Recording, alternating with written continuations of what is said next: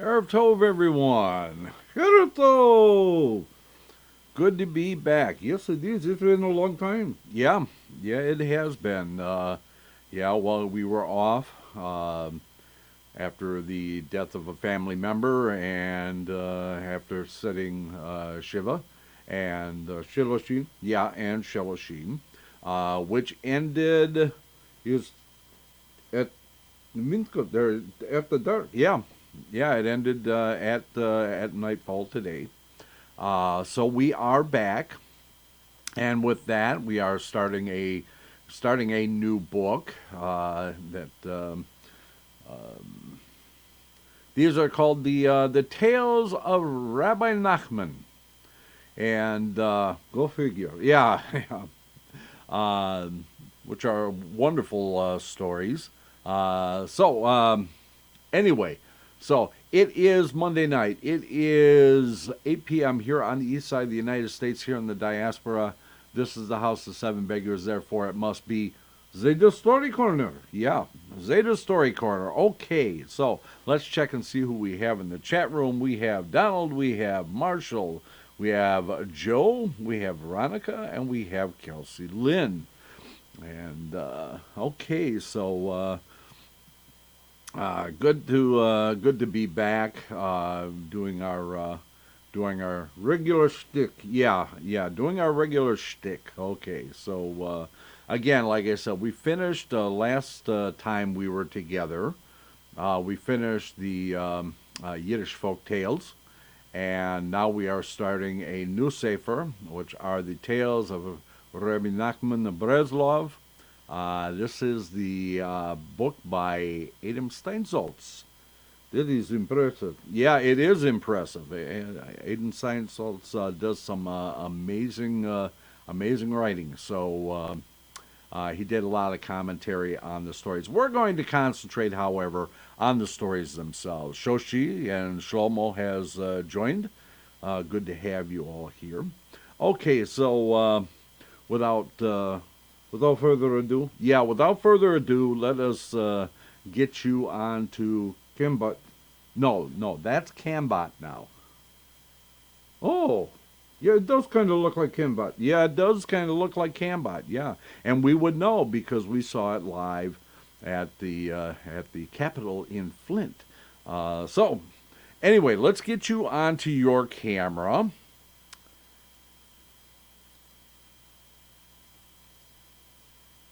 There I am. Okay, so we are going to start a new book tonight. But before we do, the first thing we want to do is to wish a refuah shlema to David Karamerik, who has been able to get his medications and is on his way to getting his health back. We are very happy for him. Okay. And we also want to wish a refuah shlema to Michael Tuttle, who is the son of David Tuttle, who is a member of the synagogue. And Michael is undergoing surgery tomorrow. And we pray that Hashem give the doctors wisdom and discernment to be able to treat him properly, so that he will recover quickly, because he has a baby on the way. Okay, well, not him, but his wife does. Okay, so anyway. Okay, so I hope you will all raise a tehillim for these two, for refuah shlema. Okay, so let us start our new stories tonight.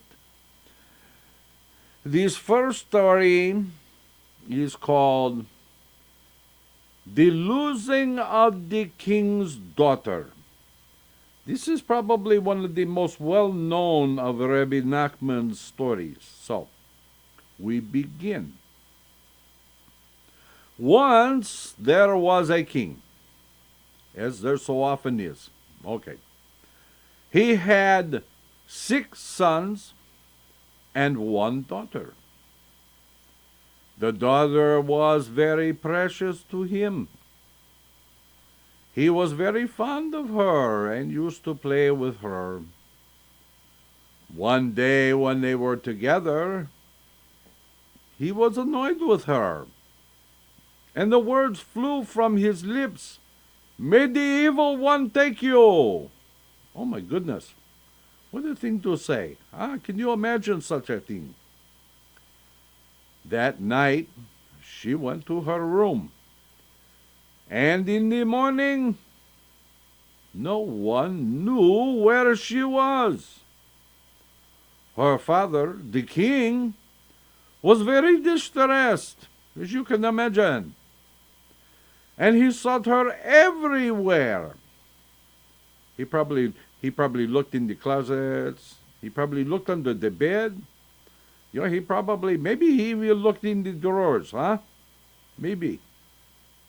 So, on seeing that the king was in great sorrow, the king's chamberlain asked to be given a servant, a horse, and money for expenses, and he went to look for her. He searched for a very long time until he found her. He journeyed through deserts, through fields, and through forests. Now, once when he was traveling in the desert, he saw a side path. He decided that since he had been in the desert for such a long time and had not found her, that he should try the path, and perhaps he would reach a town or village. He went on for a long time, and in the end he saw a castle, and many soldiers standing guard all around it. The castle was beautiful and finely laid out, with well-trained guards. He was afraid that the guards would not let him in, but he decided, "I shall take the risk." So he left the horse and went up to the castle. He was allowed to go in. No one hindered him. So much for well-trained guards, He went from room to room. He came to a great hall and saw a king wearing his crown and many soldiers standing about. Many musicians were playing their instruments before the king, and it was all very beautiful and fine. And neither the king nor anyone else there asked him anything.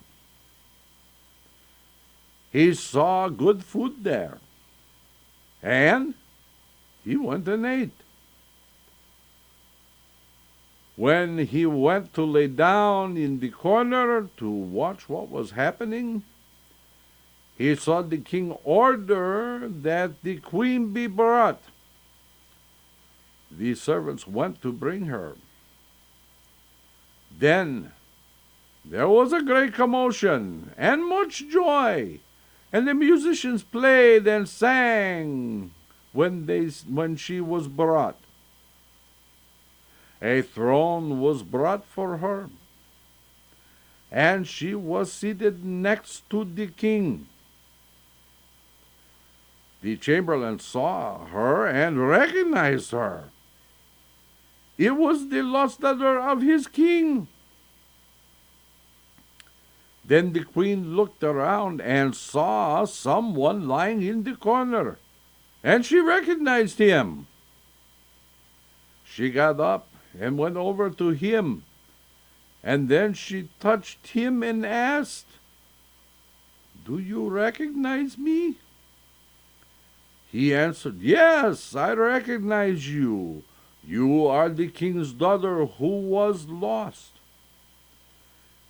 he asked her, "How do you come to be here?" She answered, "Because of the words that flew from my father's lips, that the evil one take me. This is the evil one's palace." Oh my goodness, can you imagine that? He told her that her father was grief-stricken and had been looking for her for many years. Then he asked her, "How can I get you out of here?" She answered, "You cannot, unless you choose a place and remain there for a year. And for the entire year, you yearn to get me out of here. Whenever you have a free moment, you must do nothing but yearn for me and hope to get me out of here. And on the last day of the year, you must fast and not sleep for 24 hours. This is kind of appropriate. Yes, it is, because we have the fast day starting today. That's right, we do have the fast day starting today. The fast of Tevet, yeah. The fast of Tevet. Okay, so, now I lost my place. Okay. So he went away and did all that she said. At the end of the year, on the last day, he fasted and did not sleep all night. Then he got up and went to the king's daughter to take her away. On the way, he saw a tree on which fine apples were growing, and he was filled with longing. And he ate one of them. Oh my goodness. After she had warned him. As soon as he ate the apple, he fell down, and a deep sleep overcame him. And he slept for a very long time. His servant shook him, but could not arouse him. Kind of like you on some mornings. Okay, let's just stick with the story here, okay? Okay, well, I'm just saying, that's all. Okay. His servant shook him, but could not arouse him. Then, when he awoke, he asked the servant, "Where am I in the world?" The servant told him the whole story. "You have been sleeping for many years.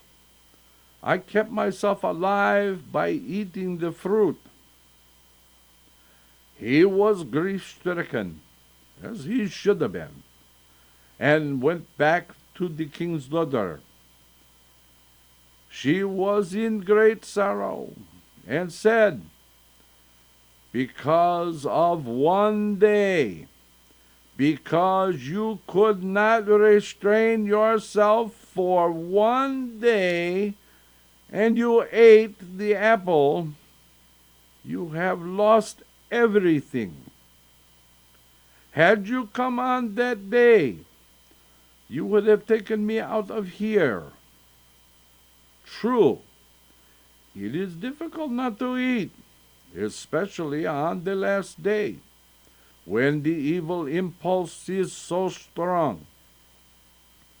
Go, therefore, and choose yourself another place, and remain there for a year. On the last day you may eat, but you must not slumber. You must drink no wine, lest you fall asleep. The main thing is sleep." So he went away and did what she said. On the last day, he returned to her. On the way, he saw a flowing spring. It was red, and its smell was the smell of wine. He said to his servant, "Look, there is a spring, and water should be flowing from it. But it is red, and its smell is the smell of wine." And he went and tasted a little of the spring, and immediately he fell down and slept for 70 years. Oh my goodness. You think he would have learned after the first time? While he was sleeping, many soldiers marched past, and their baggage trains went after them. The servant hid himself from the soldiers. When a carriage went past, and the king's daughter was in it, she stepped down and sat next to the chamberlain. She recognized him and tried to arouse him, but he did not wake up. She then began to complain that after all the troubles and tribulations, after all the years he had spent trying to get her away, because of one day on which you might have succeeded, you have lost everything. And she wept a great deal and said, "It's a great pity for you and for me. I have been here for such a long time, and I cannot get away." Then she took her kerchief from her head and wrote on it with her tears, and left it by his side. And she rose and seated herself in the carriage and drove away.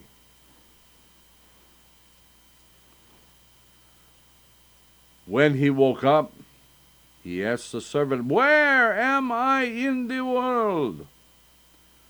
The servant told him the whole story, how many soldiers had marched past, and then the carriage had gone by, and the king's daughter had stepped down and wept over him, and that she had said that it was a great pity for the both of them. He looked about him and saw the kerchief laying nearby. He asked, "Where is this from?" The servant answered, "She left it here and wrote on it with her tears." So he took the kerchief, raised it up to the sun, and he began to see letters. And when he read what was written about her complaints and her weeping, and that she was no longer in the same castle, that he should search for a golden mountain on which stood a castle of pearl, and there you will find me. So he left the servant and went off by himself to search for her. He searched for several years. Then he thought, "In places where men dwell, one cannot find a golden mountain on which stands a castle of pearl." You see, he knew geography. "So I shall go into the desert and seek her there." He went to the desert for many, many years. And then he saw a huge man, a giant of a size that was not human, who was carrying a huge tree of a size that one does not see where men live. And the giant asked him, "Who are you?" He answered, "I am a human being." The giant was astonished and said, "I have been here in the desert for such a long time, and I have never yet seen a human being here." The chamberlain told him the story of what had happened and how he was searching for a golden mountain on which stood a castle of pearl. The giant answered, "There can be no such thing. It cannot be. People have been telling you stupid tales." But the chamberlain insisted, "It must exist somewhere."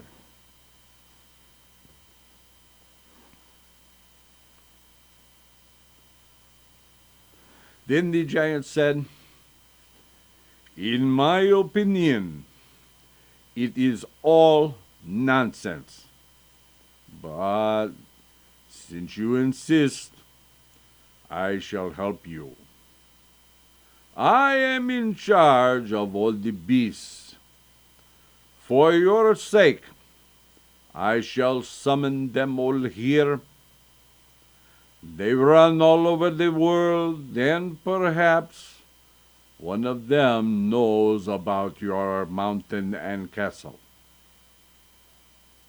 So he summoned all the beasts, large and small, and questioned them. Then all answered that they had not seen the mountain.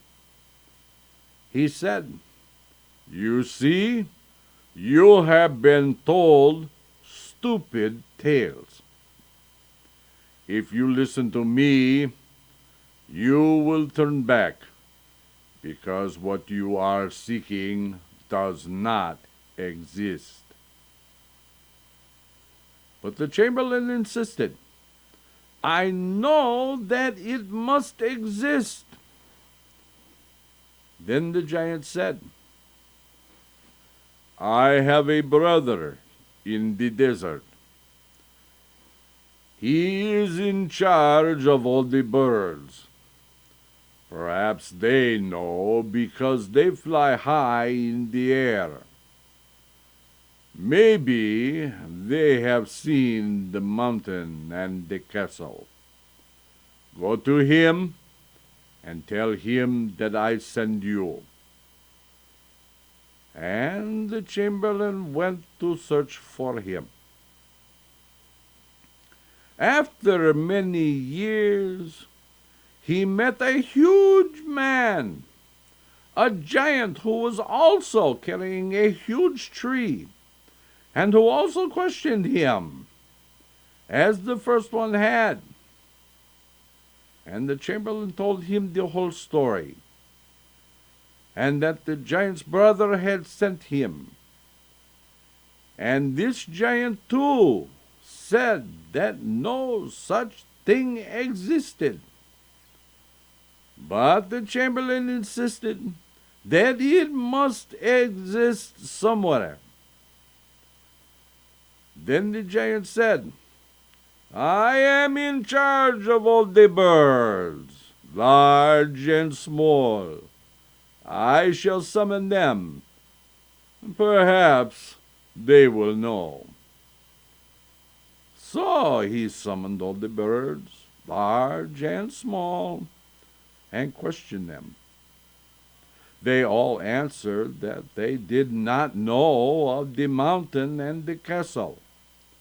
He said, "You see, no such thing exists. If you listen to me, you will turn back, because what you are seeking does not exist." But the chamberlain persisted and said, It certainly does exist somewhere in the world. The giant said, "Further on in the same desert is my brother. He is in charge of the winds. Since they blow all through the whole world, perhaps they will know." And the chamberlain went on and searched for many years. And then he found another giant, who was also carrying a huge tree. The chamberlain told him also the story of what had happened. And the giant also tried to discourage him, telling him that no such thing existed. But the chamberlain persisted. So the giant said, "For your sake, I shall summon all the winds and question them." So he summoned all the winds and asked them. And not one of them knew about the mountain and the castle.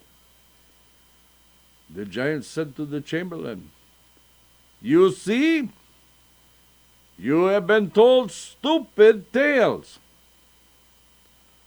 Then the chamberlain began to weep and said, "I know what it does exist somewhere in the world."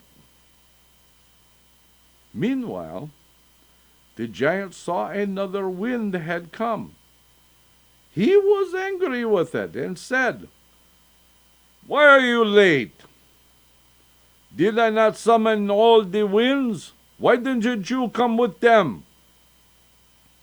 The wind answered, "I was delayed because I had to carry the daughter of a king to a golden mountain on which stands a castle of pearl." The chamberlain was filled with joy. The giant asked the wind, "What precious things are in that place?" The wind answered, "Everything there is precious." Then the giant said to the chamberlain, "You have been searching for so long, and you have undergone many tribulations. Perhaps lack of money is troubling you. I shall give you a vessel. When you put your hand into it, you will take out money." And he ordered the wind to take him to the mountain of gold. So the storm wind came and carried him there and set him down by the gate of the city. Soldiers stood there and did not let him enter. So he put his hand in the vessel and took out money and bribed them. And he entered the city. It was a beautiful city. And he went to a rich man and arranged to board with him, for he would have to spend time there. He would need to use wisdom and knowledge to get the king's daughter out. And how he got her out of there, he did not relate. But in the end, he succeeded. So, we are going to take our break. And when we return, we will go on to another story. So everybody, please stay tuned. And we see you back here in 6 minutes. Let's all go to the lobby. Let's all go to the lobby. Let's all go to the lobby to get ourselves a treat. Delicious things to eat. The popcorn can't be beat. The sparkling drinks are just dandy, the chocolate bars and the candy. So let's all go to the lobby to get ourselves a treat. Let's all go to the lobby to get ourselves a treat. It's intermission time, folks, so hurry, hurry, hurry. Step right over to our refreshment center for the most extravagant array of refreshment goodies ever assembled under one roof. Enjoy breathtaking, mouth-watering goodies, everything from a snack to a delicious full meal. At our refreshment center, you'll find a large variety of goodies to satisfy your hunger, your thirst, or your sweet tooth. So hurry, hurry, hurry. Visit our refreshment center now. The show starts in 5 minutes.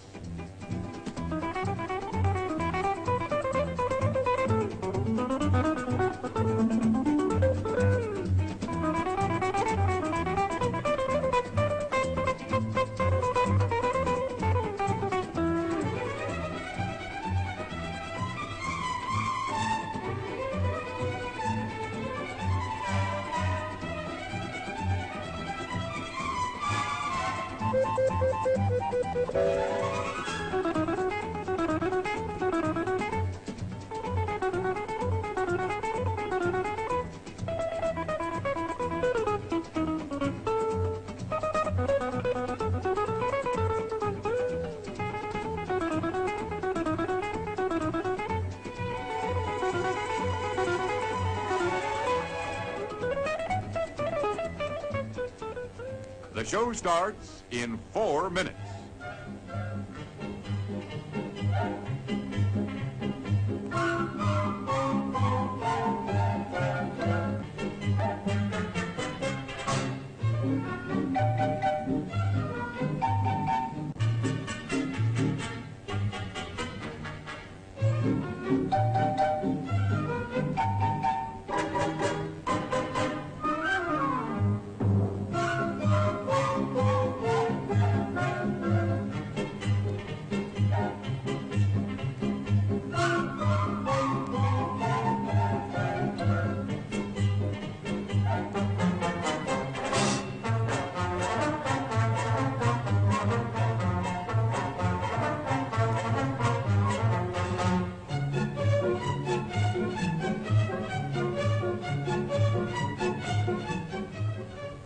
The show starts in 3 minutes.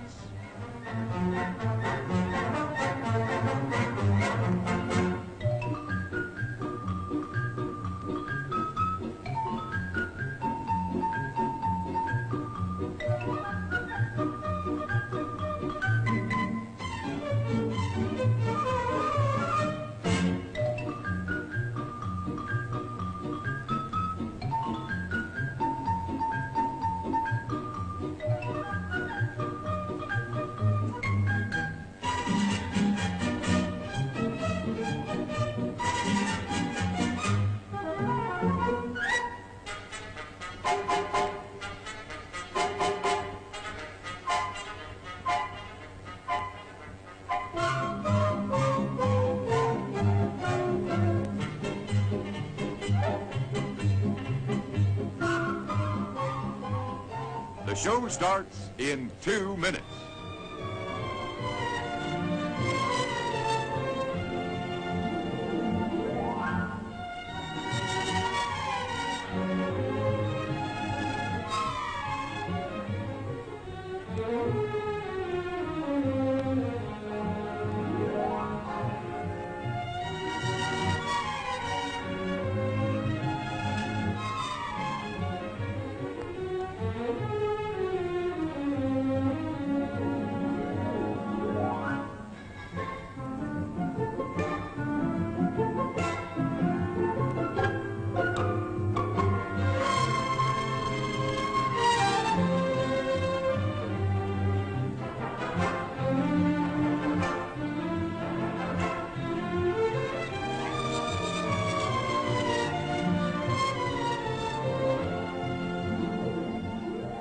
The show starts in 1 minute.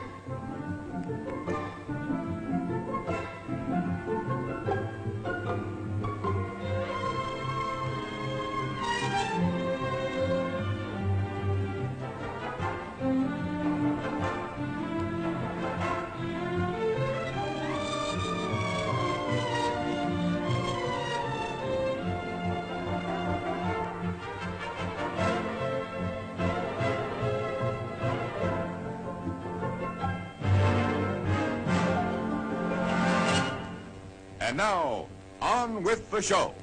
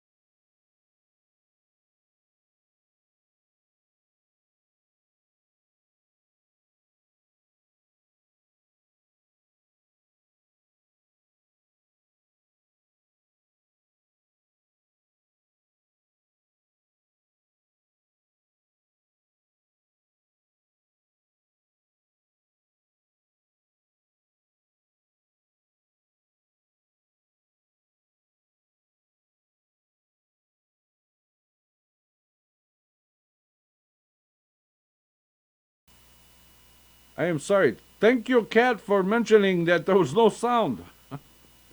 Oh my goodness. I'm sitting here making all these noises and everything, and nobody can hear my clever comments. Oh my goodness. So let us start over again.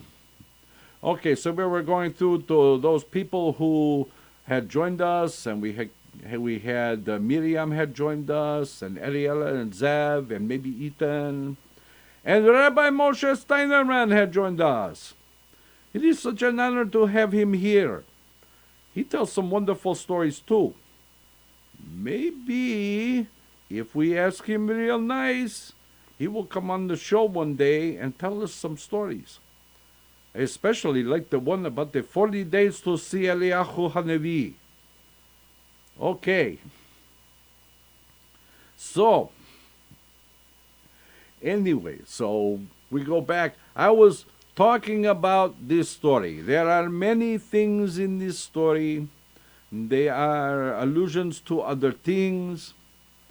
So we begin with the king. So this king had 6 sons and 1 daughter. So who you think the king is? Hashem. He is the king. He has 6 sons, which are the 6 days of the work week, and he has 1 daughter, who is very precious, and that is Shabbos. Okay, so he loses his temper and tells her, may the evil one take you. Okay? If we read the prophets, we will find out why this is. So the chamberlain, now who you think the chamberlain is? He has to go looking for her. And he searches for her. And finally he finds where she is. And he tells him what he has to do to get her out of there. So he does everything that he's supposed to do, except on the very last day, he fails. Too bad. So he gets another chance. And she tells him everything that he has to do to get her out of there. So he does everything. He does everything he asks her to do, except on the last day, he fails. And he falls asleep for 70 years. 70 years is important. What do you think that means, huh? Okay. So anyway, when he finally wakes up, he finds that she's left him a message. It's written in tears on her kerchief. The rabbis tell us that the kerchief is the Torah. And that tells him where she's going to be. So he has to go looking for her again. And he has no idea where to look. And he finds a giant. Now who you think the giant is? And the giant tells him there is no such place. But he helps him anyway, sends him to his brother, who tells him the same thing. There is no such place. But the chamberlain knows there is a place. So he sends him to the other brother, the one with the winds, right? He tells him there is no such place. But then the late wind comes and tells him, well, there is such a place. I took a princess there myself. So the giant gives him money to get there. He puts him on the wind and takes him there. And like many of Rabbi Nachman's stories, it ends without much fanfare, not telling us any of the details. Now, why do you think that is? It's because the end of the story has not happened yet for the Jewish people. And we will have to write the rest of the stories in our own history. So, okay, we are going to go on to our next story, which is, if we get to the page, you're kind of slow. Well, I can't help it. I can only turn it so fast.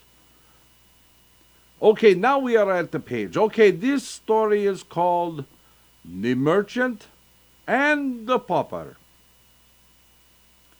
Once there lived a merchant, a very rich man who possessed much wealth and many goods.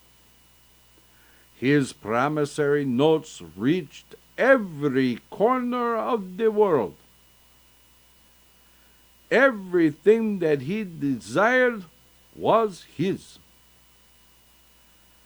Nearby dwelt a pauper, a poor man, who was in everything just the opposite of the merchant. Now, neither of them had children. One night, the merchant dreamed a dream. Several men came to his house and began to pack up all his possessions.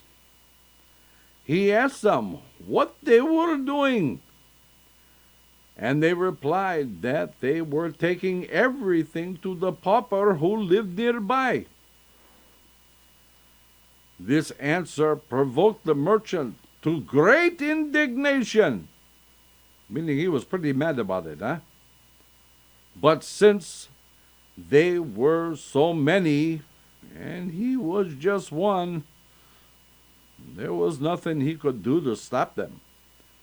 And indeed, they took everything in his house, leaving nothing but bare walls. Well, at least they left him the walls, huh? He was naturally pretty upset, huh? But when he woke up, he realized it had only been a dream. For, thank God, his possessions were intact. Nevertheless, from that time on, his heart was ill at ease, for he could not get the dream out of his mind. Even before the dream, the merchant used to look after and assist the pauper and his wife. But now he became even more concerned for their welfare. However, whenever the pauper and his wife came to his home, he recalled the dream and grew afraid, and his countenance changed. That means his face. Moreover, both the pauper and his wife visited him frequently. One day, the pauper's wife called on him.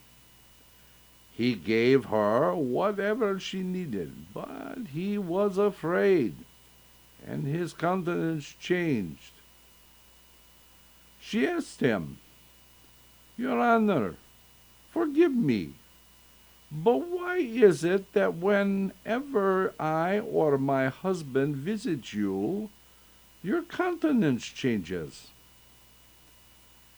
In reply, he told her about the dream and explained that this was why he became anxious every time he saw her or her husband. She asked whether the dream had been on such and such a night and gave him the date. "Why, yes," he answered. "But why do you ask?" She replied, "On that very same night, I too had a dream. I was very wealthy. Several men came into my home and began to pack up all my possessions. I asked them what they were doing, and they told me they were taking everything to the pauper. That is to say, to the rich merchant who was now known as the pauper. So pay no attention to your dream. We all have dreams." However, after hearing this, the merchant became even more frightened and bewildered, for it seemed that something would really happen, that his wealth and possessions would go to the pauper, and that he would inherit the pauper's lot. One day, the merchant's wife went for a drive in a carriage. Among the female companions she took with her was the pauper's wife. A certain general happened to be traveling on the road at the time with the troop of soldiers. When he saw the carriage with the women travelers, he ordered that one of them be brought to him. The woman the soldiers chose was none other than the pauper's wife. They took her to the general's carriage and drove off with her. Can you imagine such a thing? There appeared to be no way to rescue her, since the general had many soldiers at his command, and he abducted her to his own country. However, she was an upright woman who feared God and would do no wrong. No matter how much they cajoled and implored her, she remained upright, God-fearing woman. But she wept bitterly. When the merchant's wife and her companions returned home from their drive without the pauper's wife, the unfortunate man was distraught. As you can imagine, he would be, huh? He wept incessantly and beat his head against the wall, bewailing the loss of his wife. The merchant visited the pauper and asked him why he was weeping so bitterly. The pauper answered, "Why should I not weep? What is left for me? There are those who have wealth and others who have children. But I had only my wife. Now she has been taken from me.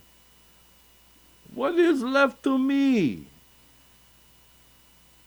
The merchant was deeply moved, and in the great compassion he felt for the poor man, he did something kind of reckless, even mad. He found out where the general lived and set out to that country. There he performed the most extraordinary deed. He went directly to the general's fortified residence, and, despite the guards that were posted all about, walked straight in. The guards were so startled by his impudence that they were incapable of acting and did not stop him, and he, in turn, did not even look at them.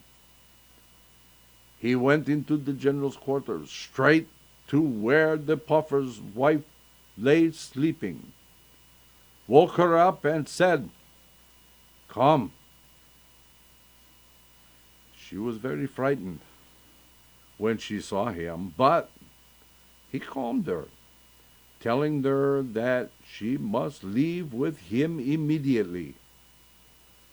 Only when they had left and had passed by all the guards on the way out, did he realize how reckless he had been. It was truly a rash deed, and there was certain to be a great outcry. Shortly, the alarm was raised, and together they hid for 2 days in a cistern full of rainwater till the danger had passed. The pauper's wife was deeply moved by the great devotion the merchant was showing her, and by the trials and tribulations he had endured because of her. And she swore by God that whatever good fortune might in time be hers, she would deny him nothing. Whatever he desired of her, future good fortune or prosperity, she would give him, even if by so doing she would become poor again. Now, such an oath must be witnessed, and she made the very cistern in which they were hiding her witness. And that is where we are going to stop for this evening. You know how much I like the cliffhanger, huh? This way we make sure everybody come back, huh? Okay. So, I hope you enjoyed that we are back now. And I hope you will return to be with us next week when we continue the story of the merchant and the pauper. Don't forget, on Wednesday night is the Torah study with Rabbi A and Rabbi Reuven. And don't forget, Kabbalat and Ma'ariv, the Shabbat service on Friday night at 8 p.m. and Shakarit and Musaf at 10 a.m. All times are Eastern, of course. So, until the next time we meet, dear friends, we say, Laila Tov.